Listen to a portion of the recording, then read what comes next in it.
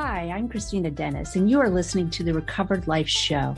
Every week, we bring you a Recovered Life discussion about rewiring your brain and how understanding your brain will help you fully live your best recovered life. Remember, addiction is a life-threatening condition, and the information in this discussion is provided as a resource only and is not to be used or relied on for any diagnostic or treatment purposes. This is not a substitute when professional diagnosis or treatment is needed. Now let's jump into the discussion. My name is Christina Dennis. I am a recovery coach who specializes with breaking codependent patterns. I have been on my road of recovery since 1997, and this is Recovered Life Discussions. And just to put a little disclaimer up front, this is replayed and it is actually rebroadcasted. So we do hope many people will participate in the discussion, but a couple ground rules. We want to always use first names only, and we want to always be respectful. So just want to put that out there. It's my mod, Deanna, is back with us after a couple of weeks of not being able to participate. Good morning, Deanna. Good morning, everybody. Thanks for having me back.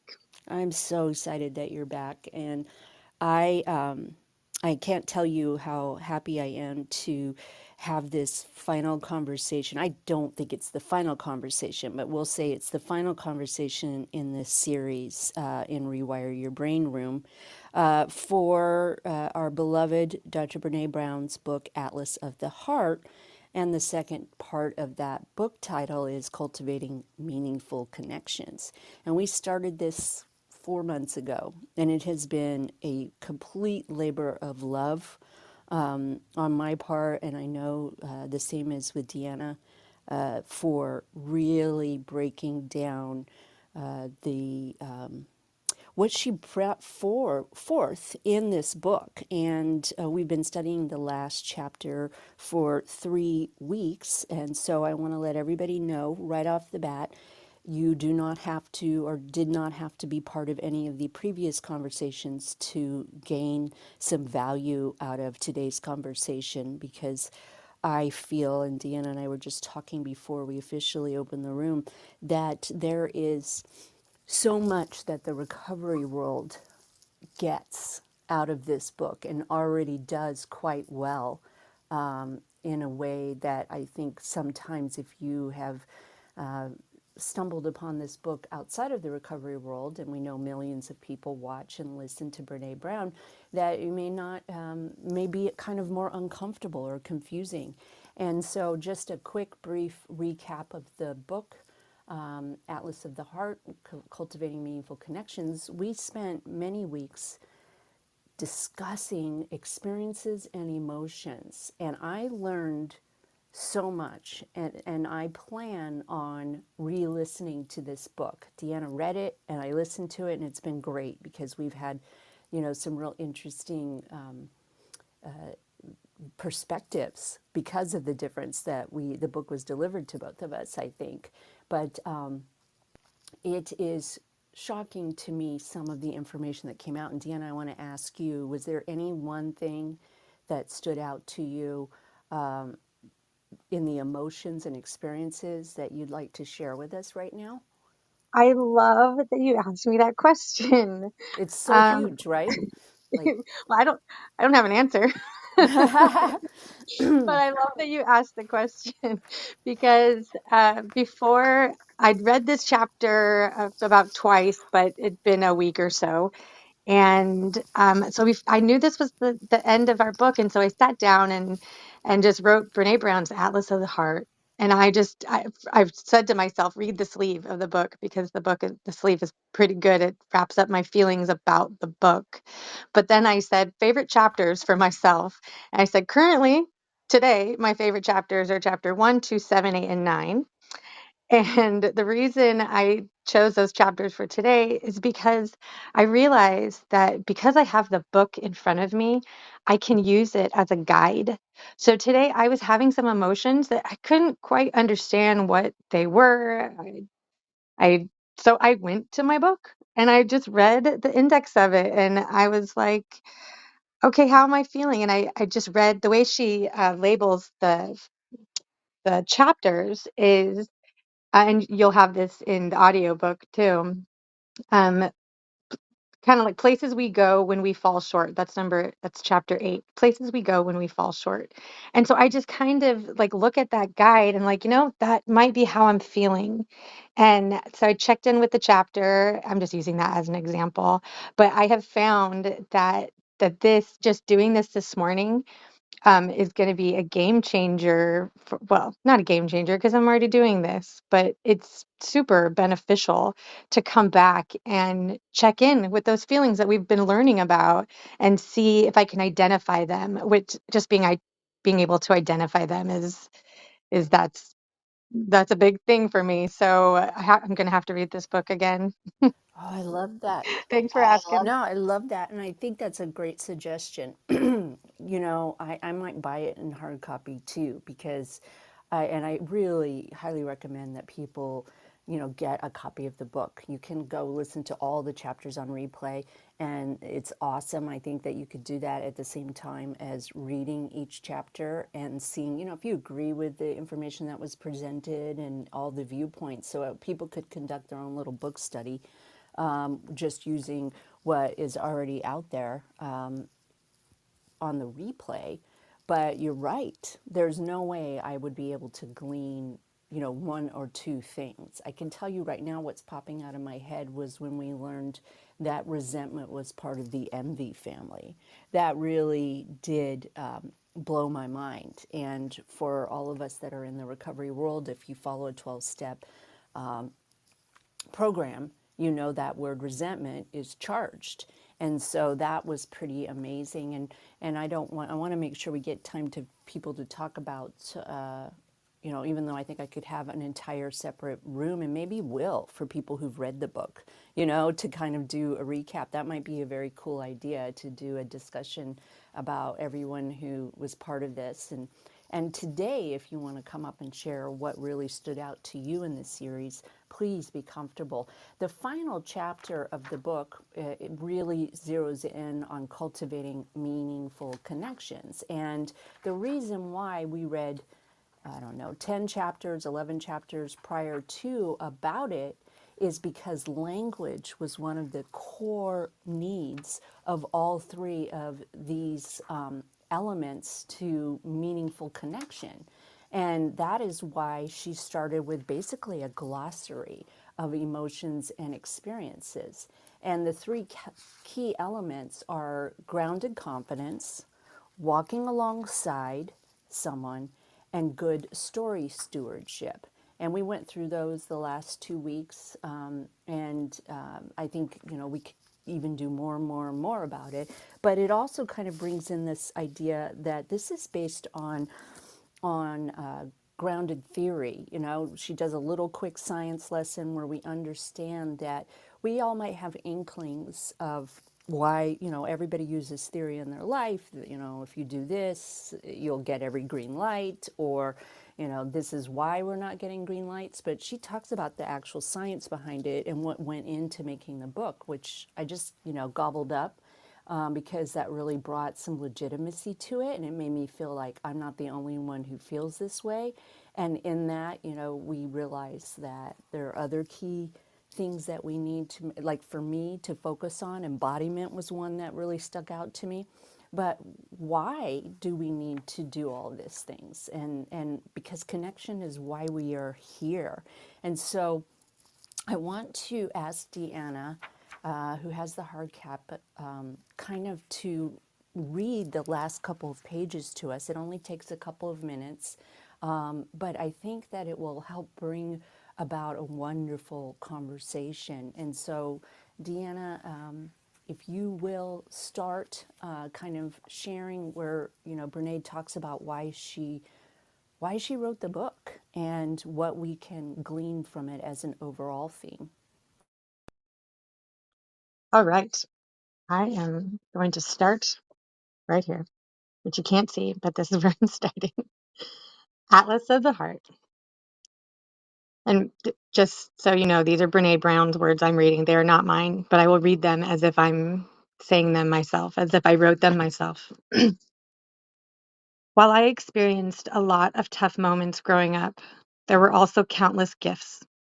It sometimes feels like it has to be one or the other, but as we learned in this book, both things can be true and often are true. One of the most valuable gifts in my life was from my mom. She taught us to never look away from pain. The lesson was simple and clear. Don't look away. Don't look down. Don't pretend not to see hurt. Look people in the eye, even when their pain is overwhelming. And when you're hurting and in pain, find the people who can look you in the eye. We need to know we're not alone, especially when we're hurting. Even in my 50s, I find myself wrestling with the same questions that left me confused as a kid. Why do we cause each other so much pain? And why do we turn away from hurt when the only way to the other side of struggle is through it?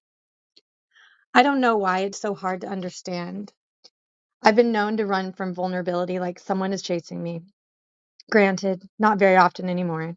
It just takes so much more energy and creates so much more emotional churn than having a seat and asking hurt or uncertainty to pull up a chair.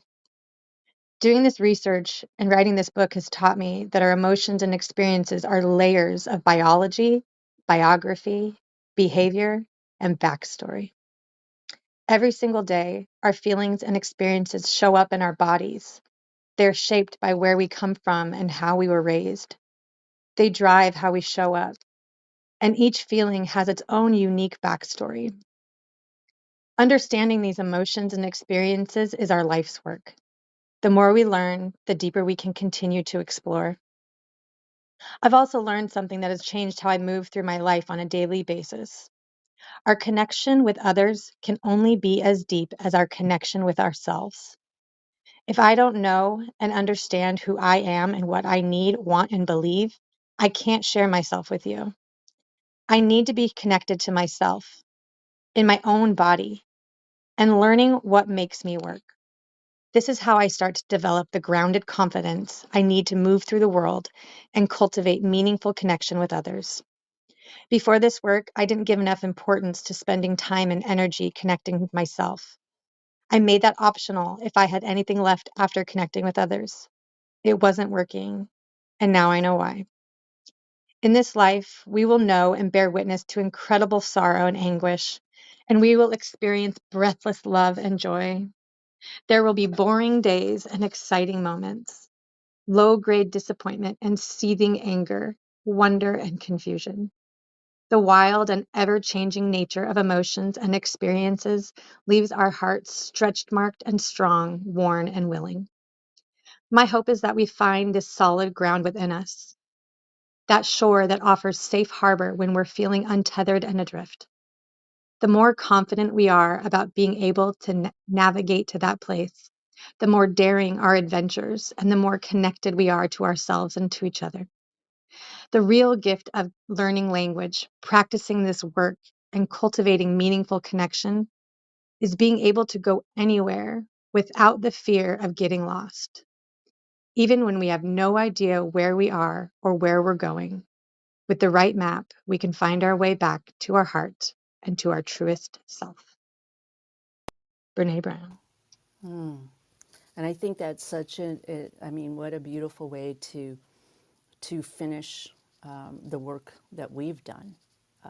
And so, I just want to say from the bottom of my heart, thank you to everyone who wanted to come along this ride, who popped in and popped out, because, I've been recovering for some time now.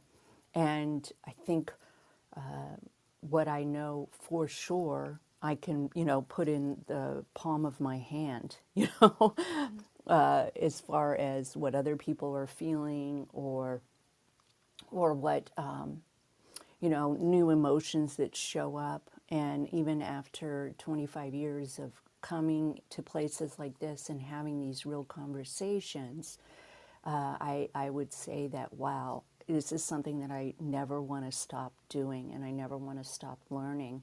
But I just love the fact that it all kind of boils down to the real gift is that we belong to ourselves.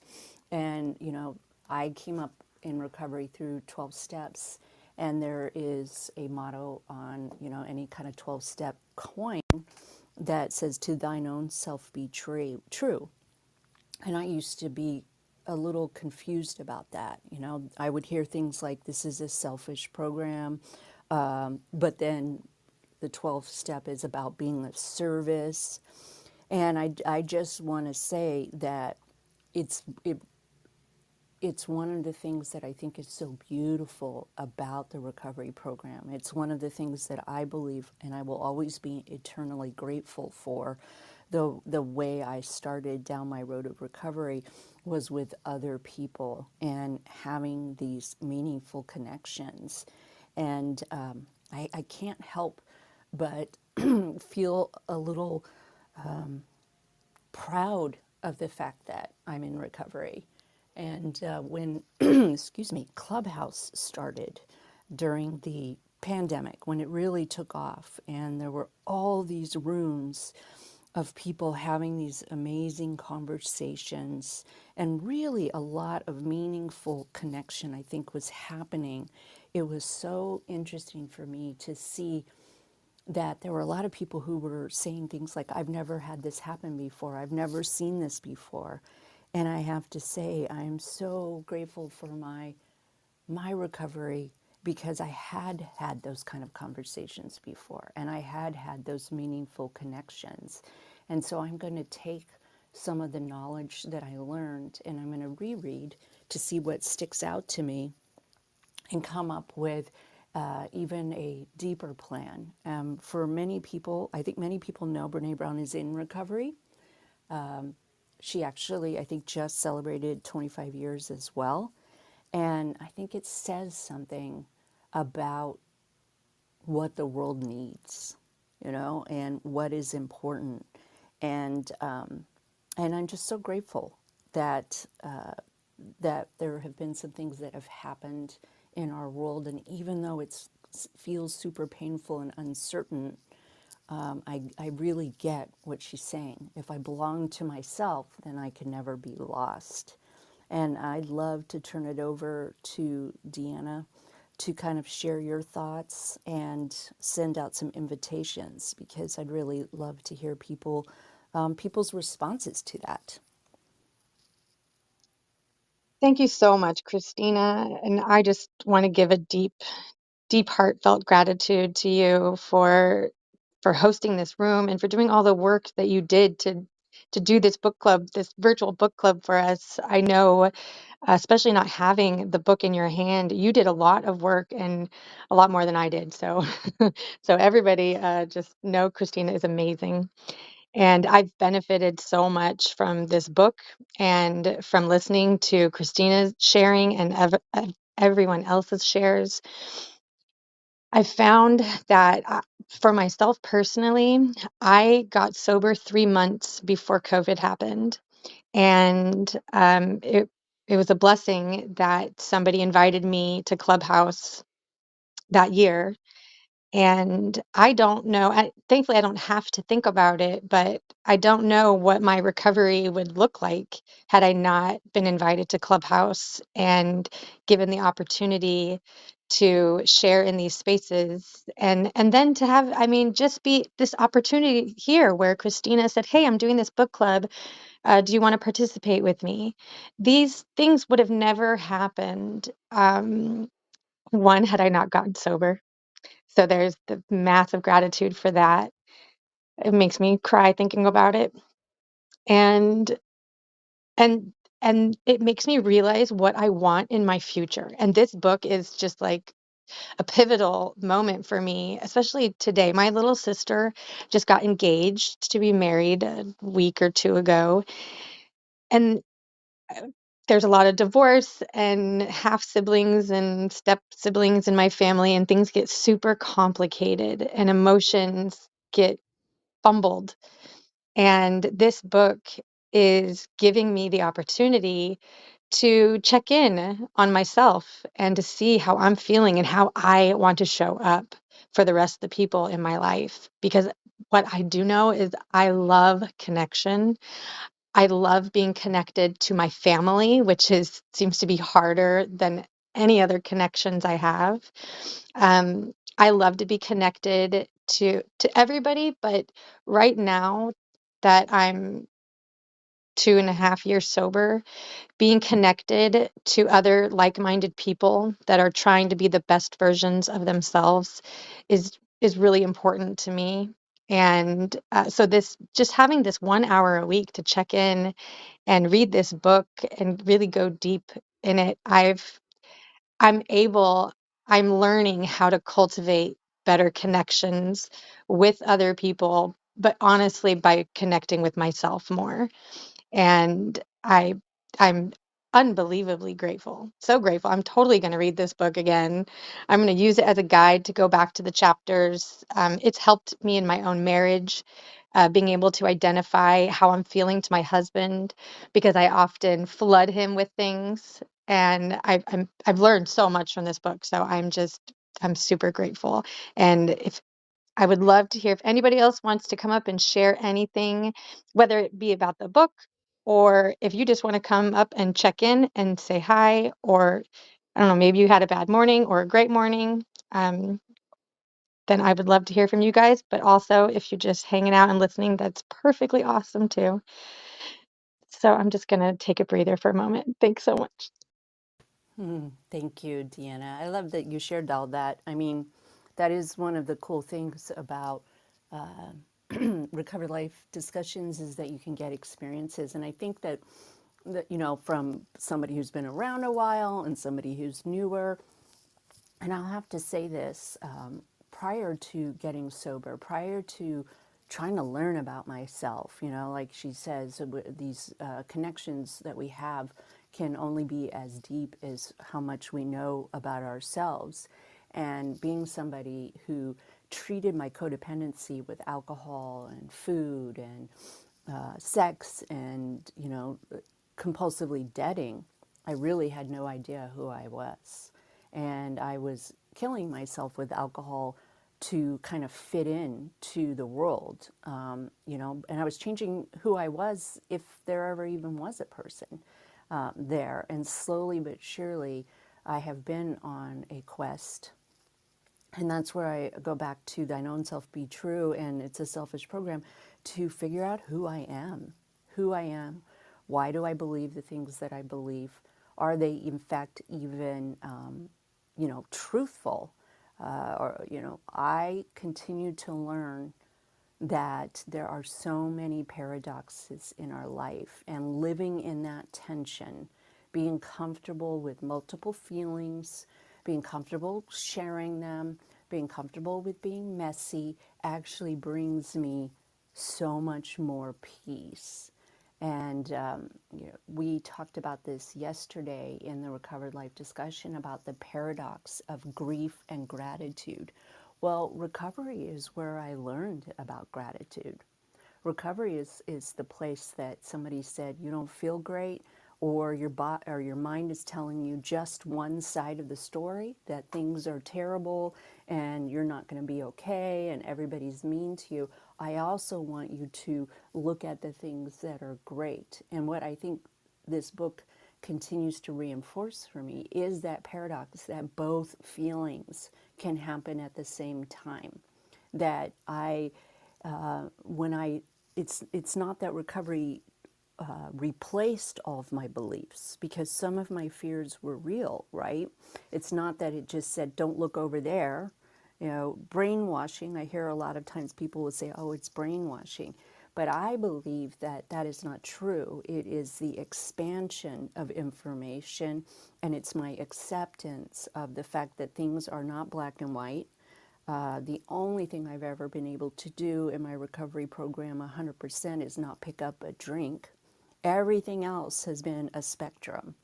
And the more I am comfortable with things not being absolute, and the more open I am, the more more I'm open to change, the more solid I feel. And I think that that's a really important thing to discuss. And so some of you might be asking, why was this in the brain room, right? We're talking a lot about feelings, and a lot about, emotions and experiences. And the reason why I picked the book and then, asked the people who come to this room more often that is this something we want to experience, was that I knew right from the beginning in reading this book that I needed more language. I needed more information so that I could share about what is actually going through my body, what I am feeling. There's an emotions wheel that has been shared over and over again in Recovered Life, but you can find it if you just want to Google emotions wheel and take some time to study it, because I didn't have words for sometimes the way I felt. And she also shared this in the last chapter, that the near enemy of actually understanding our emotions is having a limited vocabulary. And so the book started off with, let's get more language attached to this so we can get closer to our feelings and we can be known. We can know our feelings and we can share them. Good story stewardship depends not only on how we keep other people's stories and we don't try to take them over, it is also about how careful we are with our story. And that is very necessary for me to be known. I need to show up as I am. And I didn't know how to do that before. I dabble in it. And so, we went through 87 emotions. I'm not sure before this book if I would have been able to name off 87 emotions outside of looking at that emotions wheel. So the reason why we're talking about feelings in a neuro room is because we know that the more we think about these things, the more that we understand them, the more that we train our brain to add more expansion to our understanding, then we have the language to say what we're feeling. And some of the feelings were not a lot of fun: anguish, despair. But also, one lesson that came up for me in this book in particular that I think I will keep with me always is that hope is not a feeling. Hope is a cognitive process. And the three parts that I need to have in order to cultivate hope is, knowing where I want to go, having a goal, having something in sight. And then that's A. And then B is being flexible. There could be 1,000 different ways to get to where I want to go, which is great. I mean, this is me expanding. I have an idea of who I am and what I want. And then I, share that, and I'm vulnerable and willing to look at all kinds of ways to get there, the life of the grays and options. And then, of course, the C part of having hope is believing I deserve it. And in those three components alone, in that one discussion about hope, have changed me forever. Ooh, that was really good, Christina. I'm just over here like soaking it all in, and just thinking like what everything you just said really has me hopeful. It has me processing or visualizing what certain things are going to look like for me as I cultivate meaningful connection. And for me, I have very specific things right now in my life, very specific people that I want to be closer to. I have two sisters, I have two brothers. My mother-in-law, since we have learned, since part of this book was learning that resentment is can also actually be um, jealousy or envy. So I've learned so much from this, but the hope that settles nicely in me right now because it's a struggle. And I have lots of feelings of just not the good feelings, the ones that I've identified that like I don't want to feel those that way. But in order to get to the good stuff and to achieve what you're hoping for, to achieve what I'm hoping for, I have to look at the yucky stuff and just accept it or recognize it, identify it, and then go from there. Because I know what I've been trying to do is I've been trying to cultivate relationships with people from a non-existent place. And there's nothing to work with there. And so like for me specifically, I'm my heart is just with my sisters right now, and I'm trying to be this great amazing big sister and support them and love them, and we have a very large age difference, and so it's difficult and there are struggles, and I want to meet them where they are, and there's no animosity between us, so that's really fun. But learning learning about the language that I can share with them. And my little sister, she's 23, she actually posted to social media the other day about boundaries, and my heart leapt out of my chest. I was so excited that she is even has that on her radar, because I don't communicate these things with them. So I'm starting to, and I'm learning to. So I get really personal in here. I hope y'all don't mind. No, I think it's No, beautiful. I think it's beautiful. Thanks. It's really beautiful to be able to have that courage and share. And, I know that in the past, and even, yesterday was a particularly personal day for me in one of the rooms.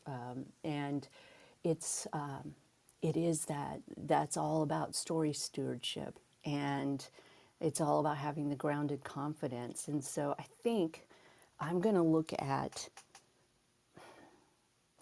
my relationships and take the time to see the three key elements and where those meaningful connections can happen. And of course, grounded confidence is about us taking care of ourselves. It's about all of the things that we do to remain teachable and to remain with humility and stay there. It's about who we are, and a lot of recovery work, and specifically the 12 steps or any spiritual path that people pick up, that's kind of that work.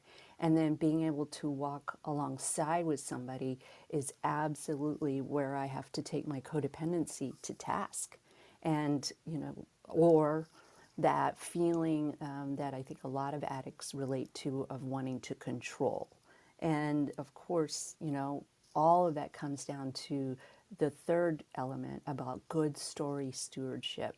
And, how do I protect my story and share it with people that are able to handle it, that are capable of listening, or, have the room in their life to be able to do that.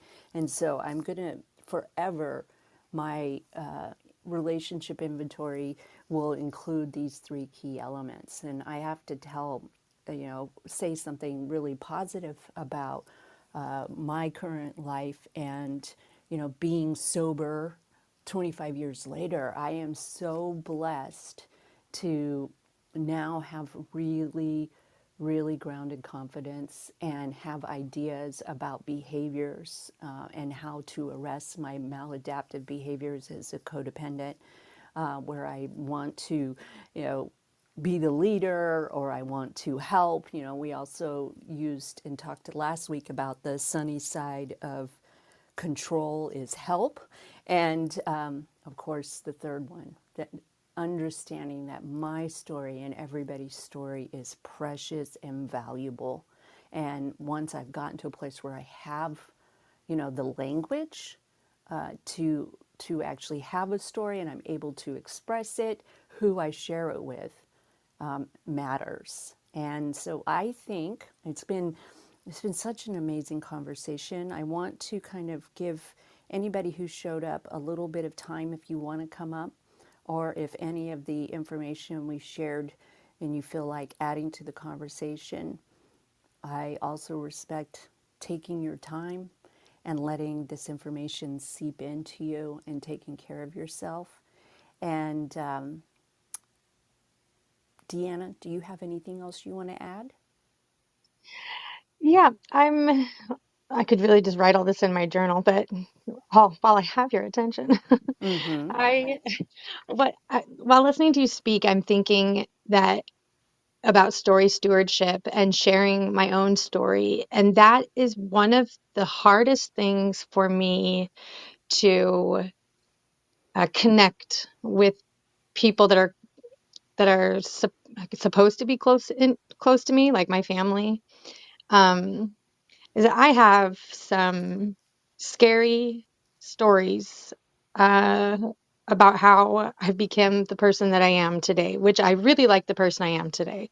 So those stories are, I mean, people don't need to know them in detail, but like that's one of the things where I'm just sitting in fear, like with my sisters, especially because they're young 20s, and I want us to be so close, and I want to share with them my own struggles, and just not that I don't want them to take the path that I have, but just that we can connect through story stewardship. And I fear, though, I fear that that I will become a scary person to them, to people that think I am just bubbly and wonderful. I have had people say to me that have known me for several years that I finally decided to share some personal things, and they just straight up did not believe me. And that that was a little harsh. And so that's something that that I'm working on. And so I'm really glad that you brought fear up. Because at least being able to identify that I'm afraid of something, that I can work on, that's a place that I can start and I can work on that. And so yeah, I agree with you, Christina, that this book can just go on and on and on, or just the conversations around all of these topics can just be infinite. So yeah, I'm on board to have another discussion any other time too. So thank you, Christina. Oh, we totally will. And so, you brought up a really good point, and I want to share this with everybody. If you are not part of Recovered Life, please hit the link. It's completely free. Once you join Recovered Life, we set you up on Volley, which is a really great kind of video app, and you can ask questions, get coaching for free, do all of that, and just continue to grow. If you are newly sober, trying to get sober, or you've been sober for decades and are looking to take your sobriety to the next level, the Recovery Breakthrough 6-week transformation concierge coaching program might be right for you. Have Damon Frank and Christina Dennis build a custom roadmap to get you on the path to getting what you really need. Receive hands-on concierge coaching and stay focused and productive with our daily check-ins. If you're ready to experience your recovery breakthrough and start the journey towards the transformation you deserve, book a free get-to-know-you call today and find out what is possible in your recovery. To find out more about Recovery Breakthrough and to book your free call, go to recoveredlife.us. That's recoveredlife.us.